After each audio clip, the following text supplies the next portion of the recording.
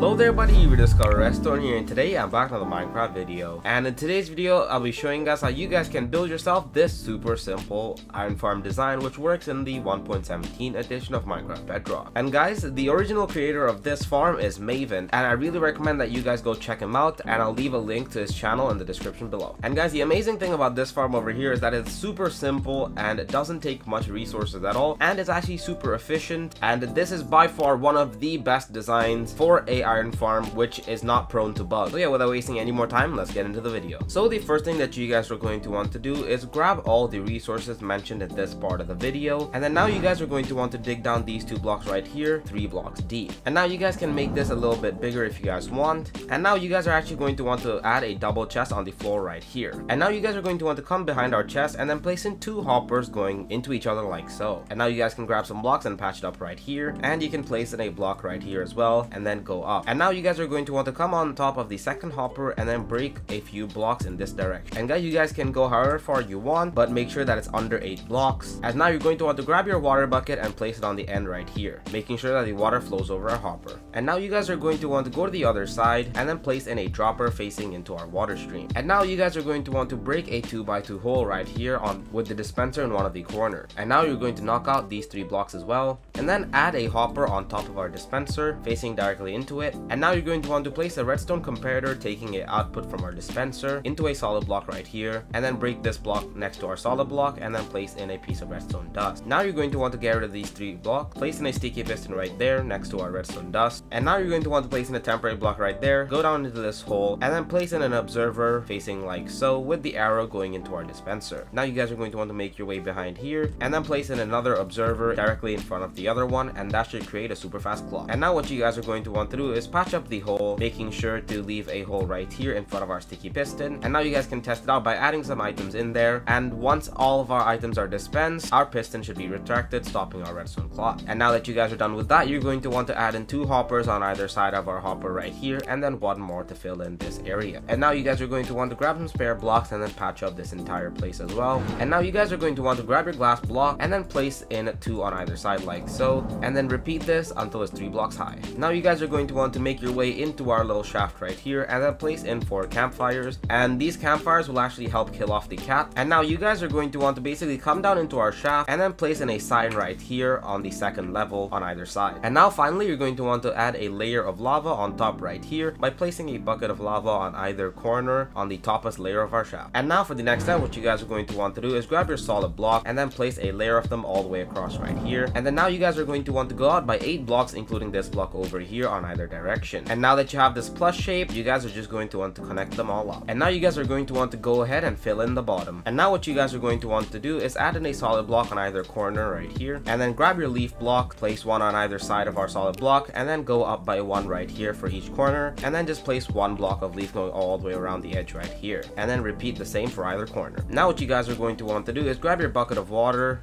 and then place 1 on either corner. And now for the next step, it's actually really important guys. What you guys are going to want to do is come to a corner right here and skip these 2 edges, and then place in a bucket of water on either one, making sure to skip the ones that I've told you guys. If not, you'll just flood the entire thing and have to restart again. And now if you guys did everything correctly, as you guys can see, the water should flow all the way up until the edge of our hole, but should not overflow. Now what you guys are going to want to do is place in 3 temporary blocks right here and then make a 2x2 over our hole. And now you guys are going to want to go out by 3 blocks in either direction and then fill it in to make a square. And now if you guys are done, it should look a little like this, and this should be an 8x8 platform. And now you guys are going to want to knock out the center and then the corner block. And now you guys are going to want to place in 3 beds on either corner all the way around right here. So now you should have placed down 12 beds. And now you guys are going to want to place in beds all the way across the center right here and on this side as well. And then now you guys are going to want to place in 2 more beds right here. So that should have equal to 28 beds. And now what you guys are going to want to do is come down here and get rid of these blocks. And the reason we're doing this is so that the golems can pass under. And now you guys are going to want to come on top of our bed and then place in a layer directly on top like so. And once you place the blocks, you guys are going to want to go out by 8 blocks in either direction again and then connect it up and fill it in. So now that you guys are done, you guys are basically going to want to repeat what we did down here by placing a solid block on either corner and then making a leaf wall going all the way around. And now you guys are going to want to place in your water on either corner and on the sides of our walls as well. And now if you guys did everything correctly, your top layer should look a little like this. And that should be the spawning platforms and the collection chamber complete. completed. And now we have to make the villager cabin. So for the villager cabin, you guys are going to want to make this shape.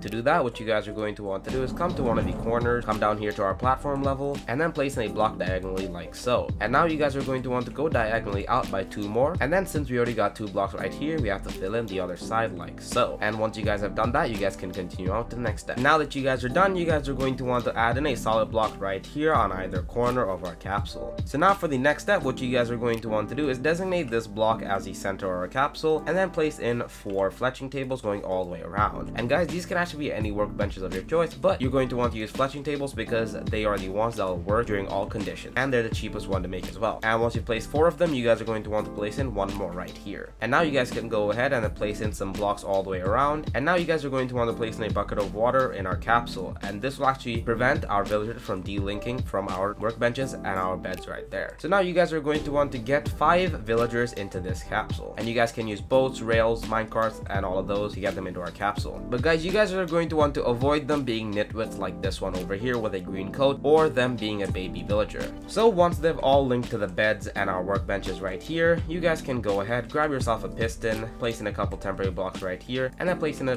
piston facing inwards, and then placing a lever and turning it on to basically place in a lid on our capsule. And then you guys can get rid of our temporary blocks and our piston. And now all you guys have to do is repeat this for all 4 capsules. But guys, if you guys want, you guys can just do it for 2 capsules and get a little bit slower rates, but it will still work with just 2 of them. And as you guys can see, as soon as you guys are done, you guys should instantly get iron golems spawn like this over here. And if you guys come down here to check our chest, you guys should be able to see that we already have some iron coming in. So yeah, that's actually pretty much it. It's a super simple and amazing design which works super well. So yeah guys, thank you guys so much for watching. If you guys enjoy straightforward content for both Minecraft Bedrock and Java Edition, please don't forget to leave a like and subscribe, as this helps our channel and also really means a lot to me. So you guys, thank you guys so much for watching. See you guys next one.